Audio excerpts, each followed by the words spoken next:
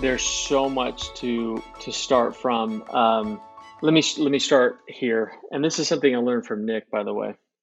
I'm going to show this to you. You're not going to be able to see it, and the people on the podcast won't be able to see it. But this is Eric Buckley's strengths.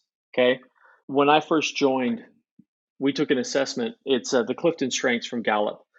So anyone can do this. Anyone, and by the way, I have since convinced several companies to go about this process as well. So in the interview process, a candidate takes this assessment, meets with our strengths coach to understand themselves.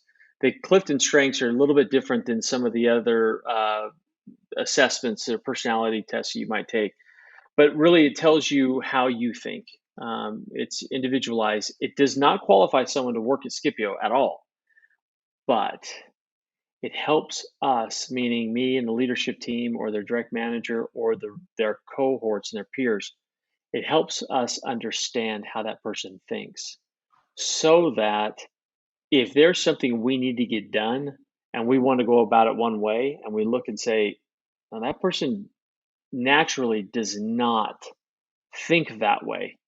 Okay, then let's not do it that way. Maybe we need to adjust ourselves. So from the very beginning, we understand who we are. We know who we are. Okay, so when you ask how do you manage these things and how you keep everyone excited and engaged in the process, and also they're willing to go through pain in order for the reward. How do you do that? We start by knowing who we are, and that all of us know who we are. That strengths picture that I just showed you, we all have it on our desk. We have a software platform that we share amongst each other, so you can actually see everyone's strengths all the time. So that is key. First, we're open and we're available, if you will, in showing people who what our personality looks like. Second, this is going to blow people away because we didn't think it was possible.